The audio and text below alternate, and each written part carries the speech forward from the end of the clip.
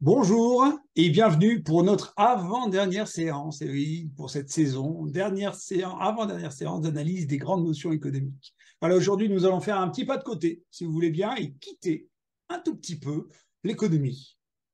Sans rire. Il y a des économistes qui savent faire ça. Et oui, bien sûr, Quitter l'économie. nous ne sommes pas que des machines à calculer, vous voyez, nous allons étudier la production aujourd'hui sous ses dimensions sociales et politiques. Et pour cela, il va nous falloir parler des institutions. Ouh, les institutions. Bon, c'est du lourd, ça. Mhm.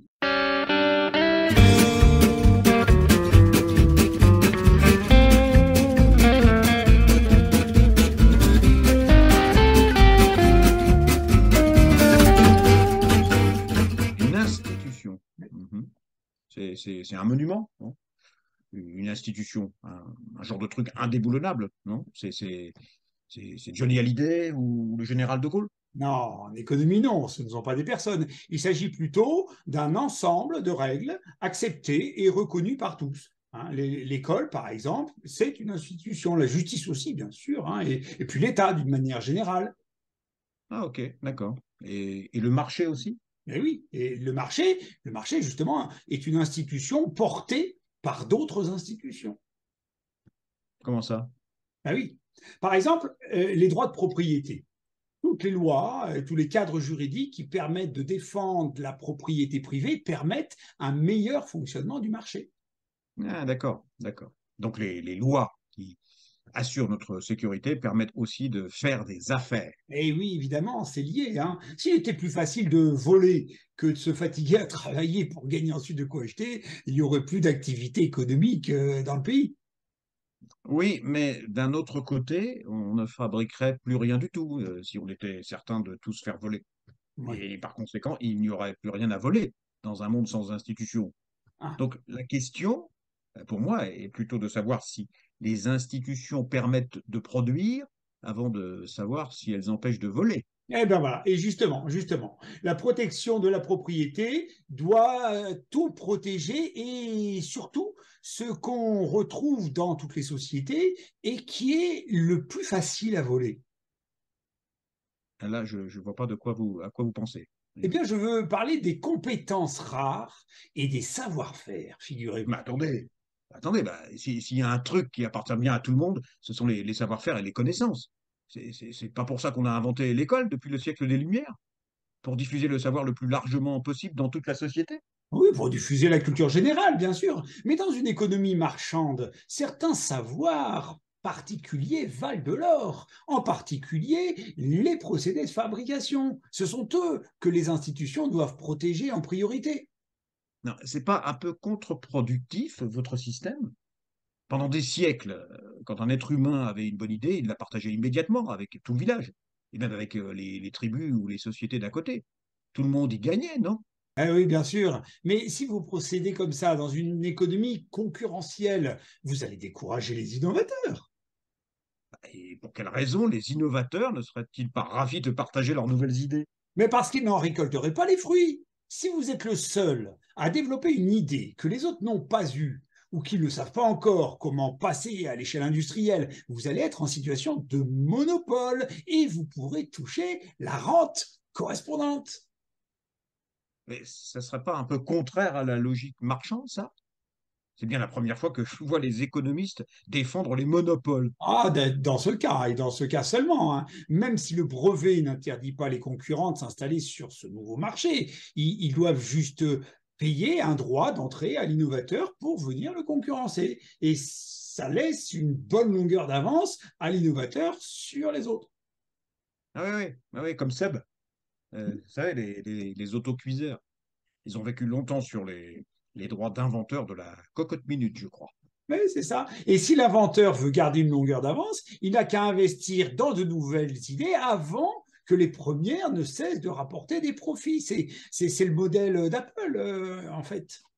Mhm. Bon, donc, c'est juste un filet de protection contre le vol des bonnes idées aux institutions. Oui, oui, mais pas seulement. Les institutions politiques jouent aussi un rôle, je l'ai dit, pour faciliter les mécanismes de production et d'échange. Oui, la justice qui empêche les patrons voyous de polluer l'environnement, par exemple. Oui. donc il devrait le faire. Oui, en fait, c'est encore plus large que ça. La démocratie est sans doute l'institution qui englobe toutes nos institutions.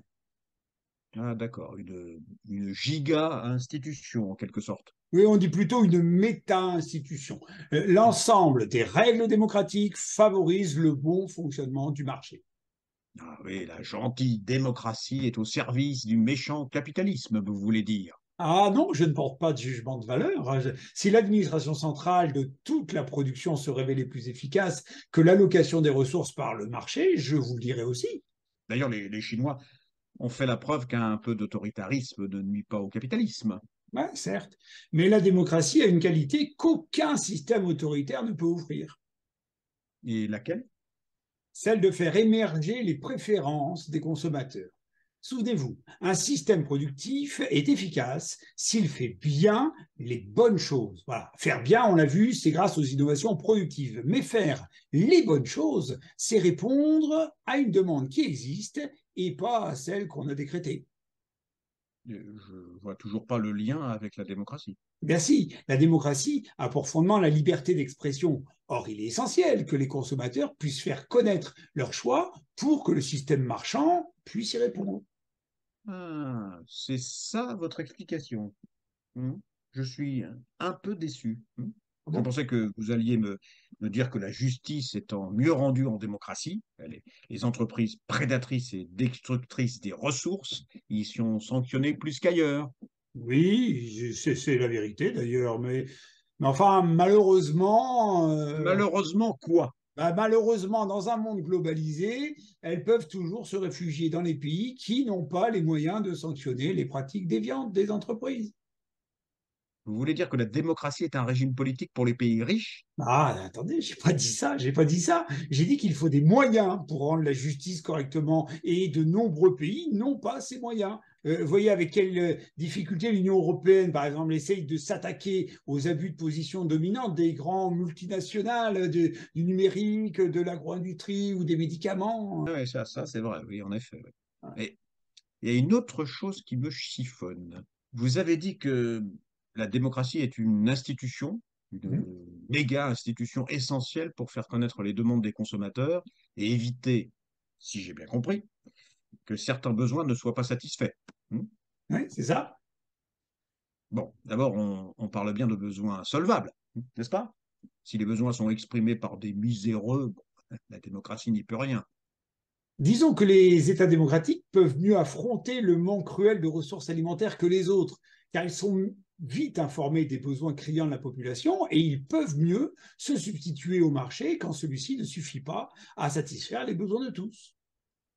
Ok, oui, alors que les régimes autoritaires ne le feront pas. Enfin, juste s'ils le veulent. Oui, et aussi parce que sur la scène internationale, pour être soutenu par les pays les plus riches, qui sont presque tous des puissances économiques importantes, et démocratie, il vaut mieux être soi-même une démocratie. D'accord. Mais en fait, je voulais parler d'autre chose. Les consommateurs qui ont les moyens d'acheter, est-ce qu'on est vraiment sûr que les préférences qu'ils expriment sont vraiment leurs préférences à eux? Leur préférence à eux, à qui d'autre sinon? Eh bien, ne pourrait-on pas dire qu'ils sont manipulés par les grandes firmes qui orientent leurs choix vers les produits qu'ils veulent leur faire acheter? Bon, écoutez, les citoyens des démocraties sont des adultes bien informés et ils savent très bien ce qu'ils font. Oh, oui, mais les techniques de persuasion ne manquent pas pour les pousser à consommer des biens et des services qui ne font pas naturellement partie de leurs besoins essentiels. Oui, bien sûr, on peut jouer sur leurs besoins d'imiter les voisins ou au contraire de se distinguer des voisins, oui, mais il existe justement une autre institution qui devrait permettre de leur éviter de tomber dans tous ces pièges de consommateurs manipulés. Ah oui, laquelle? Ah, ben, l'institution qui instruit et qui forme à l'esprit critique. Eh oui, l'école républicaine laïque et obligatoire, monsieur. Mhm. Mais dites-moi, vous ne pensez pas qu'il manque une institution giga méta importante pour que tout cela fonctionne? Une institution qui permet l'existence de toutes les institutions et même de la démocratie? Hmm. Ah, ben là, écoutez, je vois pas laquelle, hein. La confiance. La confiance. Sans elle, aucun échange ne peut avoir lieu. Aucune institution ne peut tenir en place. Aucune société ne peut survivre. Ah ouais, ouais, la confiance, ouais. La confiance, mais les économistes ne savent pas comment ça se fabrique, la confiance. Et c'est pas dans notre domaine, ça, c'est vrai, d'où ça vient, la confiance, en fait? C'est une Ah, bonne d'où question. vient la confiance? Ouais, Ça vient- la grande question. D'où ça vient? La confiance.